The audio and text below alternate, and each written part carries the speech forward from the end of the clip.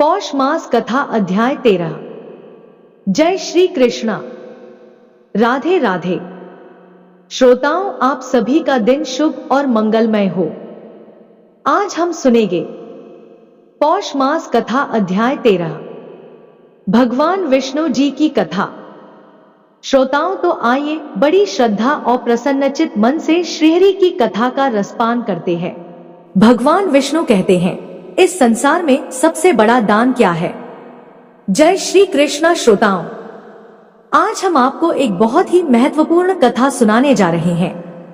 इस कथा के माध्यम से हम आपको यह बताएंगे कि इस संसार में सबसे बड़ा दान कौन सा होता है, जिसे करने से पूर्ण पुण्य की प्राप्ति होती है, और कैसे हम बुरे लोगों की पहचान कर सकते हैं। श्रोताओं, इस कथा के माध्यम से आप जानेंगे कि बुरे लोगों की पहचान कैसे की जा सकती है।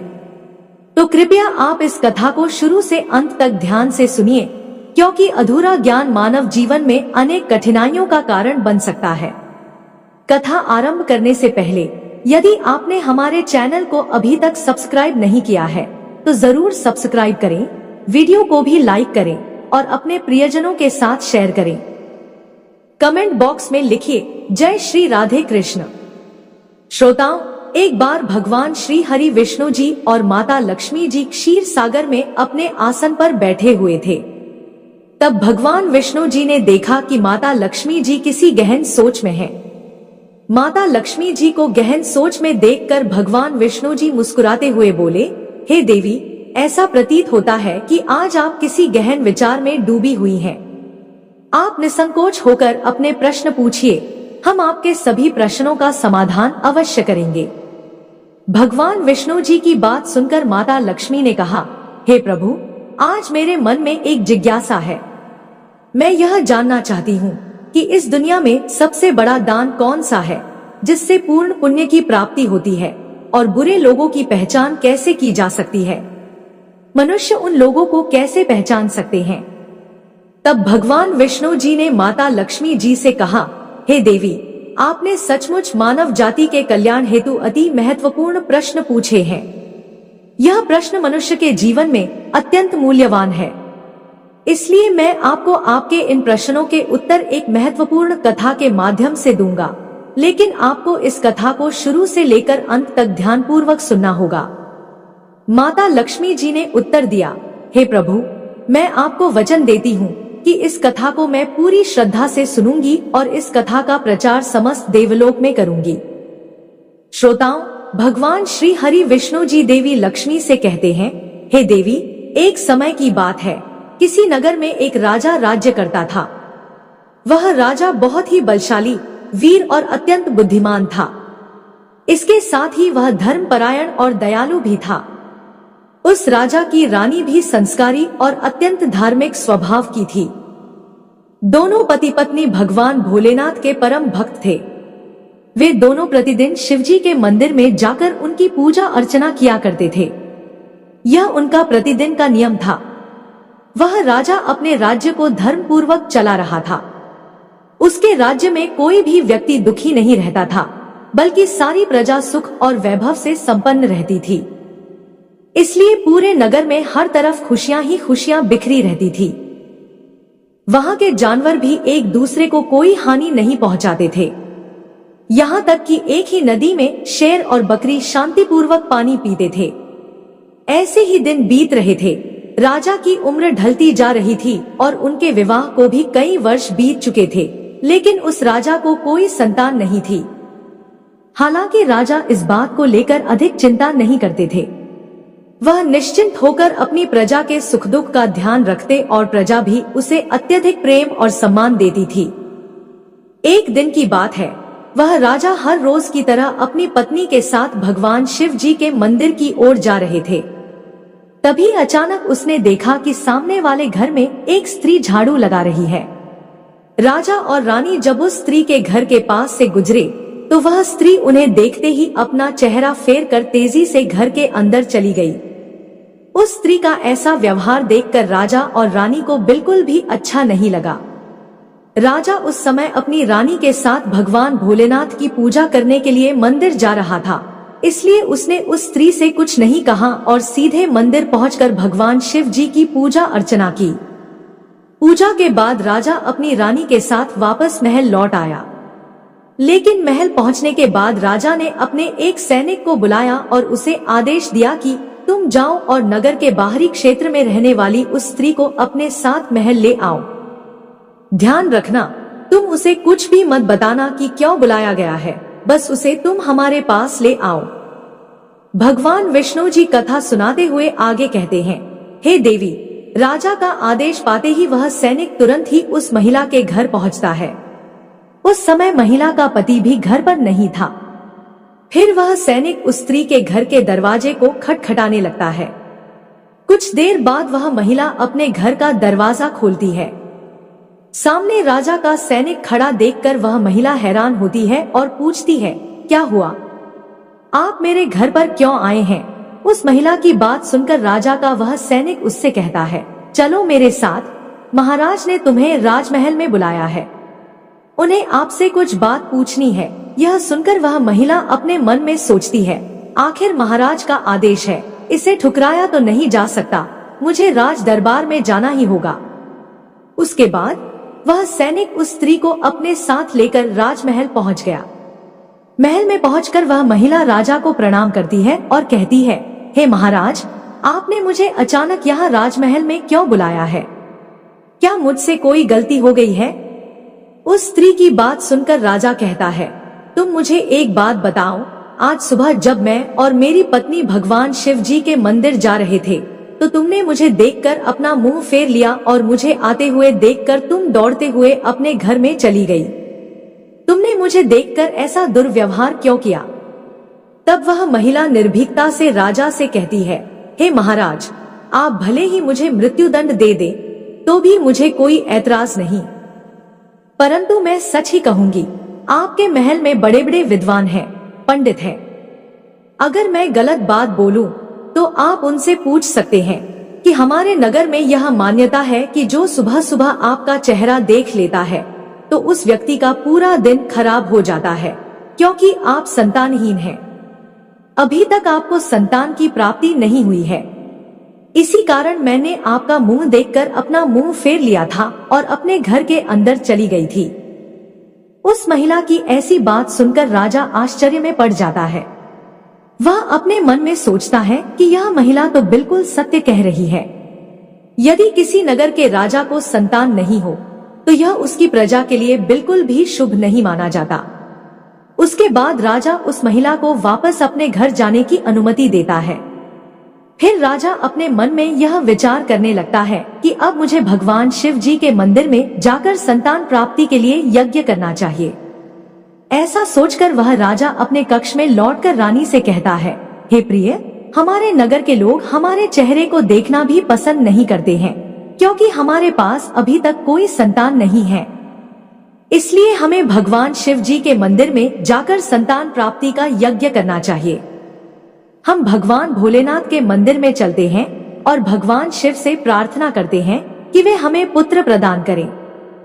राजा की बात सुनकर रानी भी उसकी बात मान लेती है। फिर राजा और रानी दोनों भगवान शिव जी के मंदिर पहुंचते हैं और भगवान शिव जी की पूजा करके संतान प्राप्ति के लिए यज्ञ का आयोजन करते हैं। भगवान विष्णु जी कथा सुनाते हुए आगे कहते हैं, हे देवी, पुत्र प्राप्ति के लिए राजा और रानी ने यज्ञ का आयोजन किया, लेकिन यज्ञ संपन्न होने के बाद भी उन्हें संतान की प्राप्ति नहीं हुई। यज्ञ के निष्फल होने से राजा अत्यंत निराश हो गया।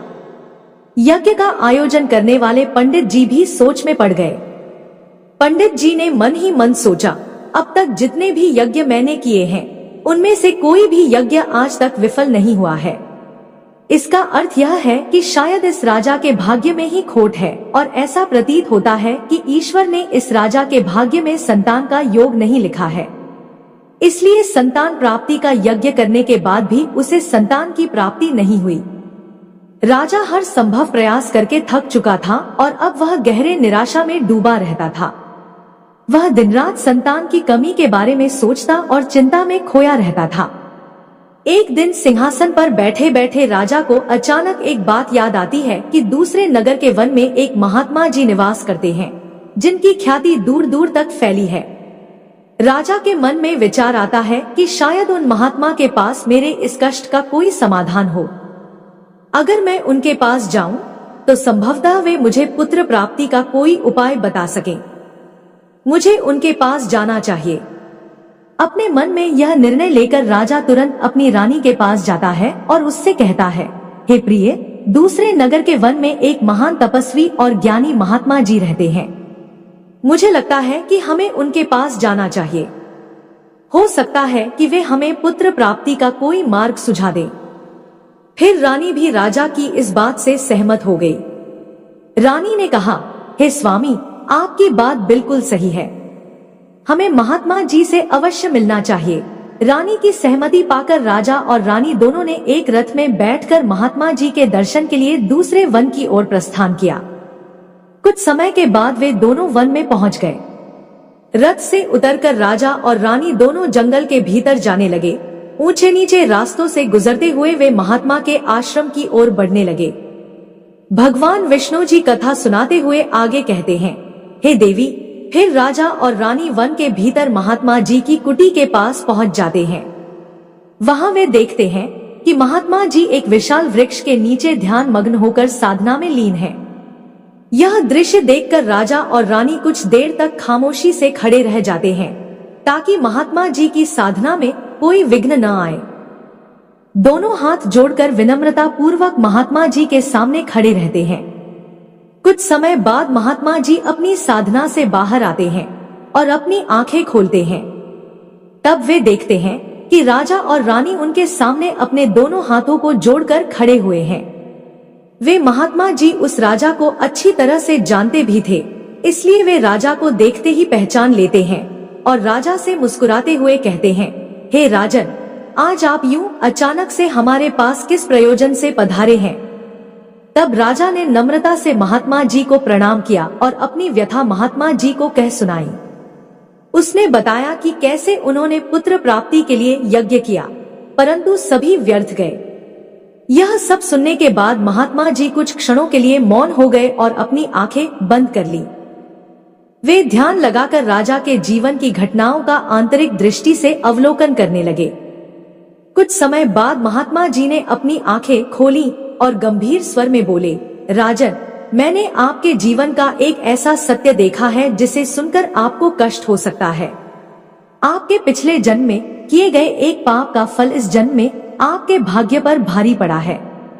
आपने पिछले जन्म में एक ऐसा घोर पाप किया था जिसके परिणाम स्वरूप इस जीवन में आपके भाग्य में संतान प्राप्ति का योग नहीं है। इसी कारण से आपके सभी प्रयास निष्फल हो रहे हैं। भगवान विष्णु जी कथा सुनाते हुए आगे कहते हैं, हे देवी। महात्मा जी की बातें सुनकर राजा उनके चरणों में गिर पड़ा और विनती करते हुए बोला, हे महात्मा, कृपा करके आप ऐसा मत कहिए। आप ही हमारे दुख को हरने का कोई उपाय सुझाए। राजा की यह व्याकुलता देखकर महात्मा जी ने उसे सहारा देकर अपने चरणों से उठाया और बोले, हे राजन, इतनी अधीरता आपको बिल्कुल भी शोभा नहीं देती। मैं अभी आपको आपके इस कष्ट का निवारण करने का उपाय बताता हूँ, जिसे करने के बाद आपको अवश्य ही पुत्र की प्राप्ति होगी। इतना कहकर वे महात्मा जी अपनी कुटिया के भीतर जाते हैं और थोड़ी देर के बाद हाथ में एक कटोरी में खीर लेकर बाहर आ जाते हैं। उन्होंने वह खीर राजा को देते हुए कहा, राजन, महल पहुंचकर आप और रानी साहिबा दोनों ही स्नानादि के बाद इस खीर को प्रसाद के रूप में ग्रहण करें। ऐसा करने से आपको निश्चित ही पुत्र की प्राप्ति होगी। परंतु राजन, आप मेरी एक बात याद रखना, इस पुत्र की आयु मात्र 20 वर्ष की ही होगी। जिस दिन आपके पुत्र की आयु 20 वर्ष की होगी, उसी दिन उसकी मृत्यु हो जाएगी। महात्मा जी की इस बात को सुनकर राजा गहरी सोच में डूब गया। वह अपने मन में सोचने लगा, चलो 20 वर्ष के लिए ही सही, परंतु इस संतानहीनता का कलंक तो मिट जाएगा, हमें संतान का सुख तो मिलेगा। राजा ने मन ही मन इस बात को स्वीकार कर लिया और महात्मा जी से निवेदन किया, हे महात्मा, आपका आशीर्वाद और मार्गदर्शन स्वीकार है, कृपा करके हमें यह अवसर दे। महात्मा जी ने मुस्कुराते हुए राजा को आशीर्वाद दिया। राजा और रानी ने महात्मा जी को प्रणाम किया। उनकी चरण वंदना की और विनम्रता पूर्वक आभार व्यक्त किया। इसके बाद राजा और रानी अपने रथ में बैठकर महल की ओर लौट चले। महल पहुंचकर राजा और रानी स्नान आदि कर भगवान भोलेनाथ जी का प्रसाद मानते हुए श्रद्धा से उस खीर को ग्रहण करते हैं। उसके कुछ ही दिनों बाद रानी गर्भवती हो जाती है, जिससे रानी बहुत ही प्रसन्न हो जाती है। जब राजा ने यह शुभ समाचार सुना तो वह भी खुशी से झूम उठा। संतान प्राप्ति का यह सुखद समाचार सुनने के बाद राजा ने महात्मा जी के प्रति अपनी कृतज्ञता प्रकट करने का निश्चय किया। राजा अपने रथ में ढेर सारे फल, फूल, वस्त्र और अन्य भेंट सामग्रियां रखकर वन में महात्मा जी की कुटिया की ओर चल पड़ा। कुटिया के निकट पहुंचकर राजा ने अपने रथ को रोक दिया और विनम्र भाव से नीचे उतरकर महात्मा जी के पास पहुंचा। महात्मा जी ध्यान मग्न बैठे थे। राजा ने उनके पास जाकर सभी वस्त्र, फल, फूल उन्हें समर्पित किए और गहरे आदर के साथ प्रणाम करते हुए कहा, हे महात्मा, आपकी ही कृपा से हमें संतान प्राप्ति का सुख प्राप्त होने जा रहा है, इसलिए आप मेरी यह तुच्छ सी भेंट कृपा कर स्वीकार करें। महात्मा जी राजा की विनम्रता और कृतज्ञता से अत्यंत प्रसन्न हुए। उन्होंने राजा की भेंट को स्वीकार कर उसे आशीर्वाद दिया और कहा, राजन, तुम्हारी भक्ति और संकल्प ने ही तुम्हारे जीवन को फलवर्षा दी है, वह अनमोल है। जाओ, तुम्हारी संतान गुणवान और धर्मनिष्ठ हो। उसके बाद राजा ने महात्मा जी का आशीर्वाद पाकर उनसे विदा ली और अपने रथ में बैठकर वापस अपने महल की ओर प्रस्थान किया। महल लौटकर राजा बहुत ही खुशियां मनाता है। भगवान विष्णु जी कथा सुनाते हुए आगे कहते हैं, हे देवी, ऐसे ही दिन बीत रहे थे। आखिरकार वह शुभ दिन आया जब राजा के यहाँ एक पुत्र का जन्म हुआ। पुत्र के जन्म से जैसे महल में खुशियों की बयार बहने लगी। राजा ने पुत्र प्राप्ति की खुशी में पूरे नगर में उत्सव का आयोजन किया। महल को फूलों और रंग बिरंगी सजावट से सजाया गया। अपने पिता के गुणों का प्रतीक बनते हुए वह बड़ा होने लगा। वह अपने पिता की तरह ही धर्मनिष्ठ, आत्मानुभूति, मत, शौर्य और भक्ति के गुण प्रकट करने लगा, जिससे राजा का हृदय गर्व से भर उठा। शांतनु के गुणों और आचरण को देखकर सभी आश्वस्त थे कि वह एक दिन अपने पिता की तरह महान राजा बनेगा। जैसे जैसे समय बीता, राजा का हृदय गर्व और खुशियों से भरता गया। संतान सुख की प्राप्ति ने उसकी सभी चिंताओं को मानो हर लिया था और वह अपने पुत्र में संपूर्ण संसार का आनंद खोजने लगा। वह राजा पुत्र के प्रति अपने स्नेह में इतना डूब गया कि वह यह महत्वपूर्ण बात भी भूल बैठा कि उसके पुत्र की आयु मात्र 35 वर्ष तक की है। भगवान विष्णु जी कथा सुनाते हुए आगे कहते हैं, हे देवी, फिर एक दिन जब उस राजा को यह बात याद आती है कि उसके पुत्र वर की आयु मात्र 35 वर्ष की ही है, तो जब राजा के पुत्र शांतनु की आयु 15 वर्ष हो जाती है, तब वह राजा दिन रात पुत्र के भविष्य को लेकर व्याकुल रहने लगा। इस बीच एक अन्य नगर में एक महापराक्रमी राजा का राज्य था। उस राजा की एकमात्र पुत्री थी, जो अपनी सुंदरता और दयालुता के लिए प्रसिद्ध थी। वह देखने में ऐसी लगती थी मानो स्वर्ग की अप्सरा स्वयं धरती पर उतर आई हो।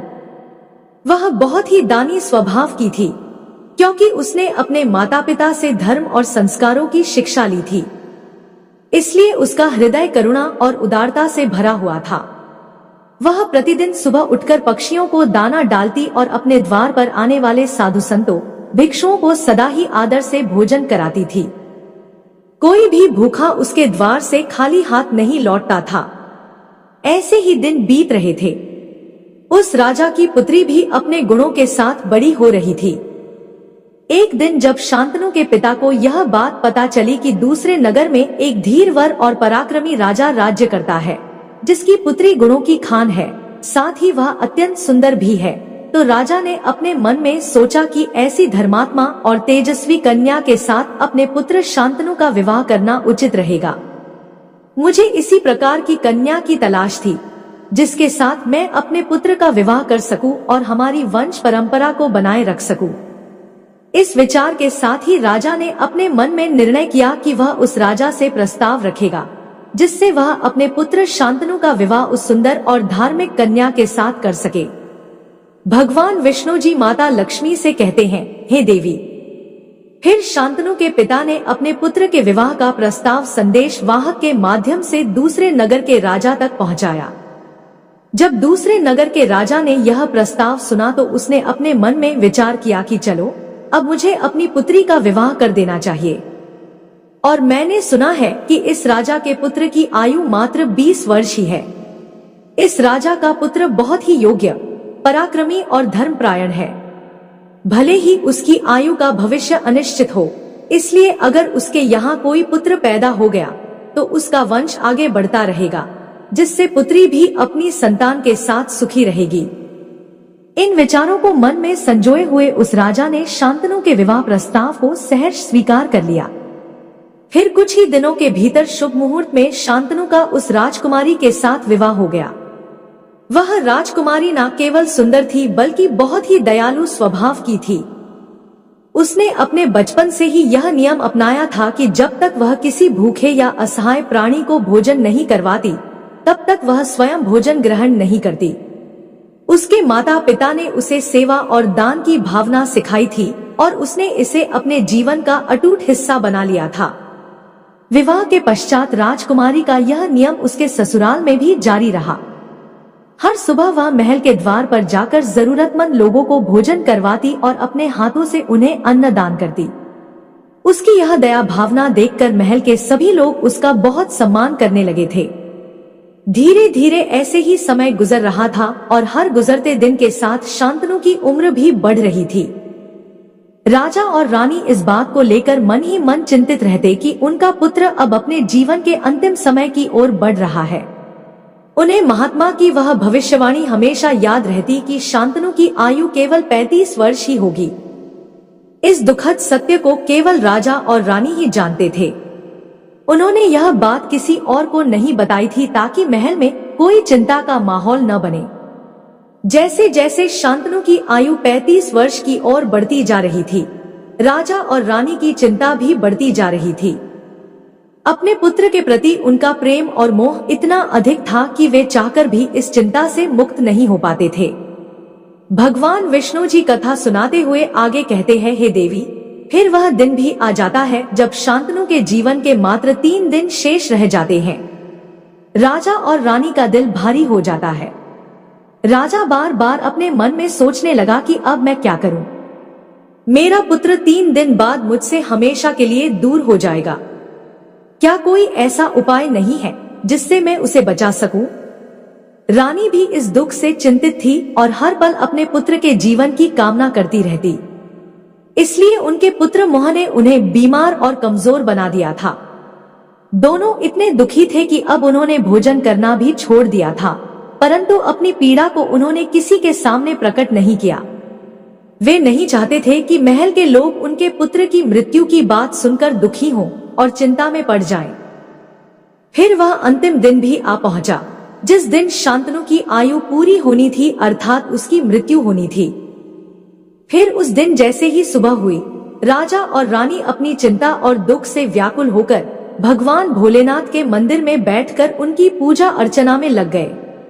वे दोनों भगवान भोलेनाथ से प्रार्थना करते हुए कहने लगे, हे प्रभु, आप तो देवों के भी देव महादेव हैं। आप कृपा करके हमें पुत्र की मृत्यु होने के दुख को सहन करने की शक्ति दीजिए। हम जानते हैं कि जो जिसके भाग्य में लिखा होता है उसे कोई बदल नहीं सकता, वह होकर ही रहता है, परंतु हमारे लिए यह समय बहुत ही कठिन है। उधर राजकुमार शांतनु की पत्नी अपने दैनिक धर्म कर्म के कामों में लगी हुई थी। हर दिन की तरह वह भूखे गरीबों और निर्धनों को भोजन करा रही थी, पक्षियों को दाना डाल रही थी और जरूरतमंदों की सहायता में लगी थी। उसे अपने पति की आयु के बारे में कुछ भी पता नहीं था, इसलिए वह निश्चिंत होकर अपने कार्यों में मग्न थी। इसी बीच यमलोक में धर्मराज जी ने देखा कि आज राजकुमार शांतनु की मृत्यु का दिन है, तो उन्होंने तुरंत ही अपने 2 प्रमुख दूतों को बुलाया और उन्हें आदेश दिया कि जाओ और अब से कुछ समय बाद राजकुमार शांतनु के प्राण उसके शरीर से निकालकर अपने साथ यमलोक ले आओ। परंतु ध्यान रहे कि उसकी मृत्यु एक विशेष कारण से होनी है। उसकी मृत्यु एक सांड द्वारा उसे पीछे से ठोकर मारने से ही होगी।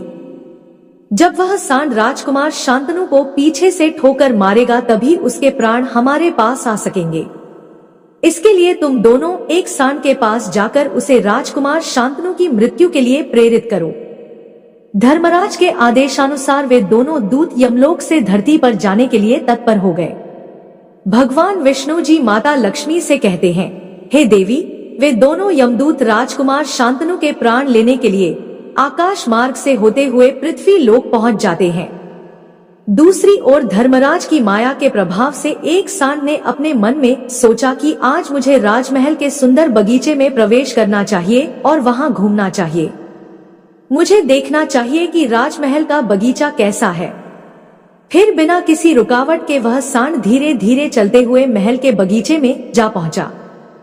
संयोग से यह वही बगीचा था जहां राजकुमार शांतनु प्रतिदिन टहलने के लिए आते थे। धर्मराज की माया से प्रेरित वह सांड जैसे ही बगीचे में प्रवेश करता है तो वहां जाकर वह घास चरने और इधर उधर घूमने लगता है। उसी समय धर्मराज जी के दो दूत राजमहल के बगीचे के द्वार के पास खड़े हो गए। वे दोनों बगीचे के भीतर की गतिविधियों पर नजर बनाए रखते हैं। कुछ समय बाद राजकुमार शांतनु उस बगीचे में टहलने के लिए आता है। राजकुमार शांतनु को सांड के वहां होने का एहसास नहीं था और वह अपने विचारों में खोए हुए बगीचे में टहलने लगता है। तब वे दोनों यमदूत अपने मन में सोचते हैं, अब बस थोड़ी ही देर में राजकुमार शांतनु की आयु समाप्त होने का समय निकट आ जाएगा। हमें इंतजार है उस पल का जब यह सांड राजकुमार को ठोकर मारेगा। तब हम उसके प्राण लेकर यमलोक लौट जाएंगे। जब वे दोनों दूत यह विचार कर रहे थे तभी क्या होता है कि एक अन्य नगर में एक निर्धन ब्राह्मण रहता था। उस ब्राह्मण की एक पुत्री थी जिसका समय रहते उसने विवाह कर दिया था, लेकिन दुर्भाग्य से उसकी बेटी का पति एक दुष्ट प्रवृत्ति का व्यक्ति था जो बहुत ही मदिरापान करता था, जुआ खेलता था और पराई स्त्रियों के साथ संबंध बनाता था। यही नहीं, वह अपनी पत्नी को नशे में होकर अक्सर मारता पीटता था और उसे घर से निकालना चाहता था। उसकी इस आदत के कारण गरीब ब्राह्मण की बेटी बहुत ही दुखी और पीड़ित रहने लगी थी। लेकिन वह गरीब ब्राह्मण की बेटी जब अपने पति के साथ कुछ समय तक रही तब एक दिन वह गर्भवती हो जाती है। इसलिए एक दिन उसने अपने पति की मारपीट से तंग आकर उसे छोड़कर अपने पिता के घर मायके में आ जाती है। वह आंसुओं से भरी आंखों के साथ अपने पिता से कहती है, पिताजी, आज के बाद मैं अपने पति के साथ नहीं रह सकती क्योंकि वह मुझे रोज मारता पीटता है और बुरी तरह से अपमानित करता है। मैं उसके इस व्यवहार से तंग आकर उसे छोड़कर मायके चली आई हूँ।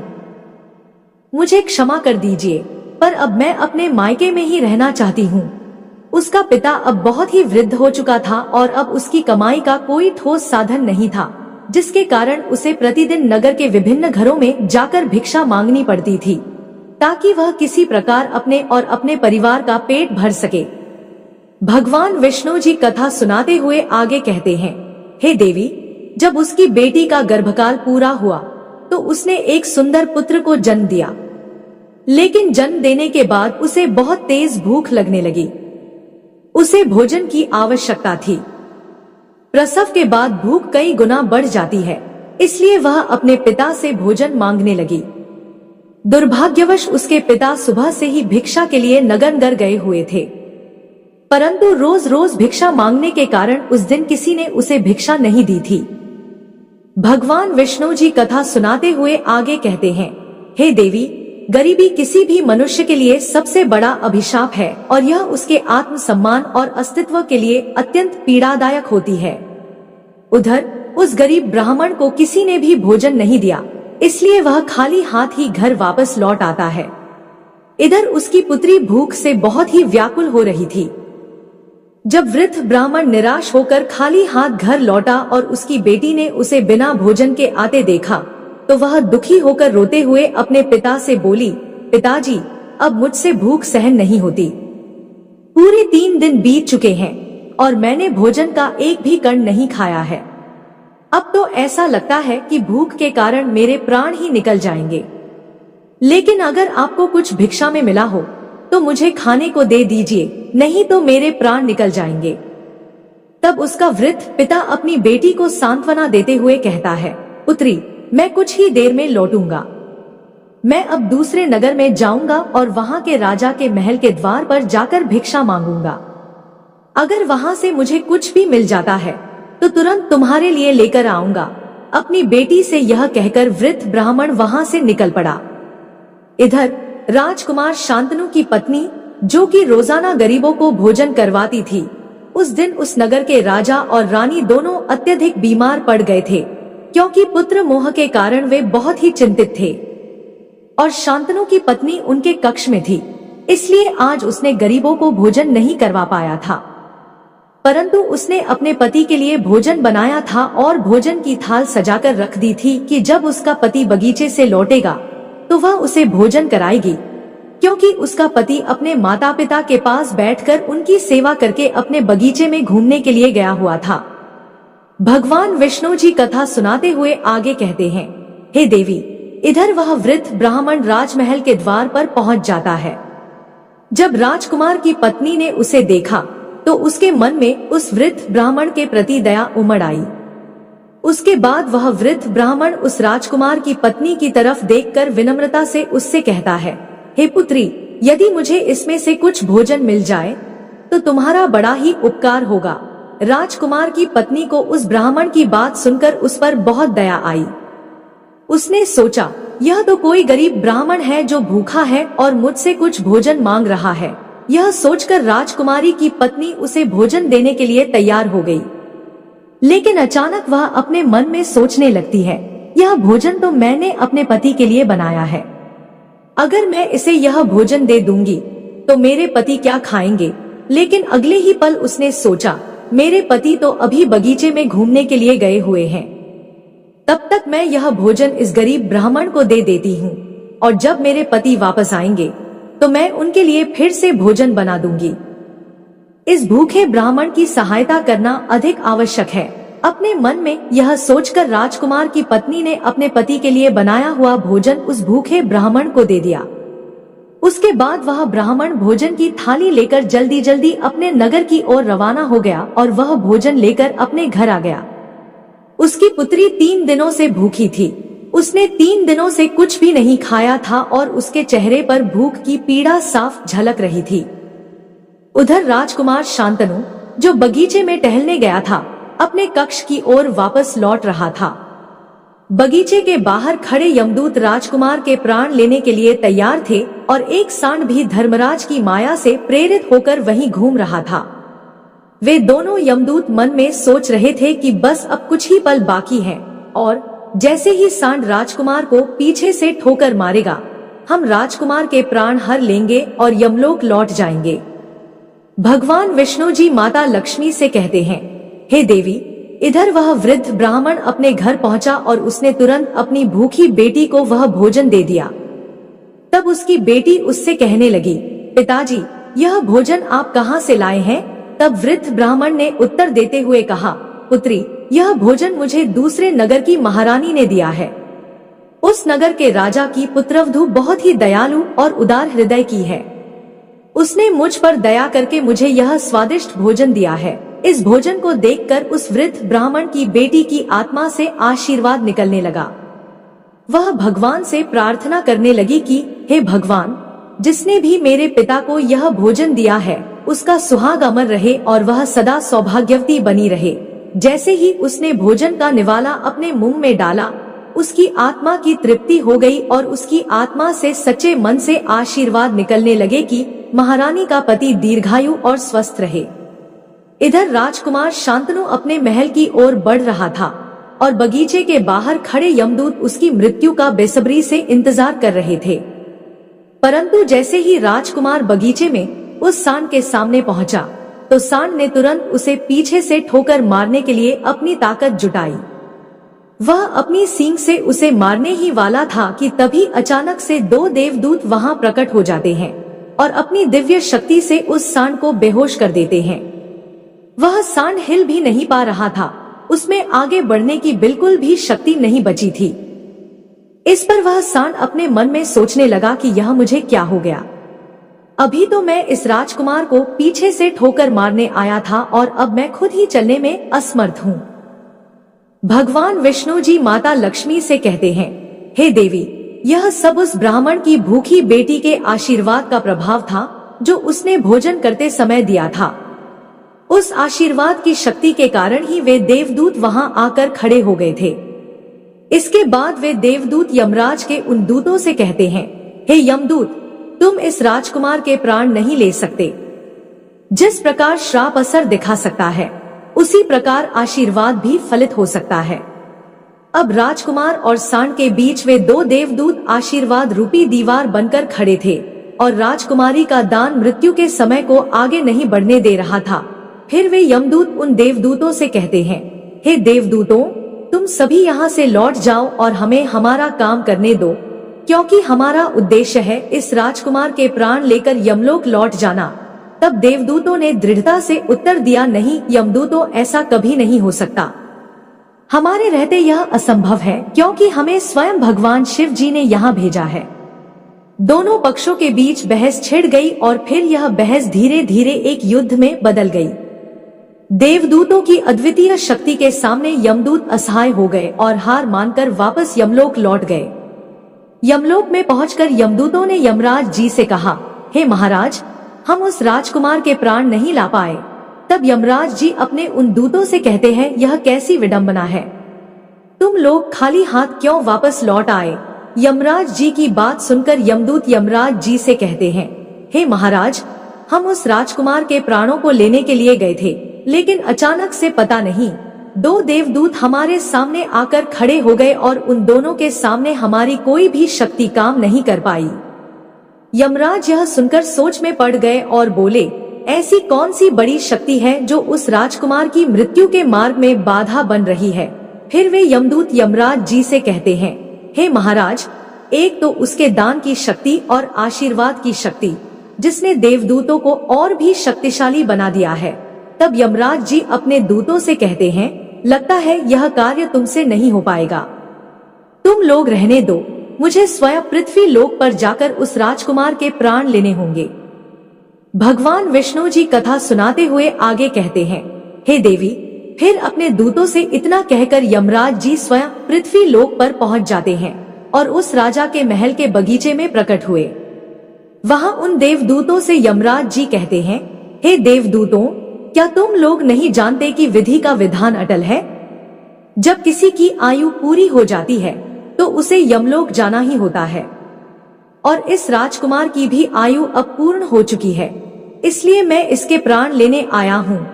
तब देवदूतों ने यमराज से कहा, हे प्रभु, आप हमें बताइए कि ब्रह्मा जी और विष्णु जी तक को भी श्राप का प्रभाव सहना पड़ा था। यदि श्राप का मान रखा जा सकता है तो क्या आशीर्वाद का मान नहीं रखा जा सकता। इस राजकुमार को भूखे को भोजन देने का आशीर्वाद प्राप्त है। उन देवदूतों की बात सुनकर यमराज जी उन देवदूतों से कहते हैं, आप लोग सत्य कह रहे हैं, परंतु अब मुझे क्या करना होगा। तब वे देवदूत यमराज जी से कहते हैं, हे प्रभु, आप इस राजकुमार की आयु 100 वर्ष कर दीजिए, इसके बाद ही आप इस राजकुमार के प्राण लेने के लिए पधार सकते हैं, और यही भगवान शिव जी का भी आदेश है। उन देवदूतों की बात मानकर यमराज जी ने राजकुमार शांतनु की आयु 100 वर्ष कर दी और वापस यमलोक लौट गए। भगवान विष्णु जी कहते हैं, हे देवी, एक भूखे को भोजन देने के पुण्य के कारण उस राजकुमार की मृत्यु टल गई और उसकी आयु भी बढ़ गई। इसी कारण कहा जाता है कि अन्न दान सबसे बड़ा दान है। किसी भूखे को दिया गया अन्न अश्वमेध यज्ञ के फल के बराबर होता है। भगवान विष्णु जी माता लक्ष्मी जी से कहते हैं, हे देवी, अब तो आपके सभी प्रश्नों के उत्तर आपको मिल गए होंगे। तब माता लक्ष्मी जी भगवान श्री हरि विष्णु जी से कहती हैं, हे प्रभु, आज आपने मुझे ज्ञान प्रदान किया है और मेरे सभी प्रश्नों का समाधान भी कर दिया है, इसलिए मैं आपको विश्वास दिलाती हूँ कि मैं इस कथा का विस्तार समस्त संसार में अवश्य करूंगी। आशा है यह कथा आपको जरूर पसंद आई होगी। अगर आपको यह कथा अच्छी लगी हो तो वीडियो को लाइक करें और चैनल को सब्सक्राइब अवश्य करें। इस वीडियो को अपने परिवार और रिश्तेदारों के साथ भी शेयर करें और कमेंट बॉक्स में जय श्री कृष्णा राधे राधे अवश्य लिखें।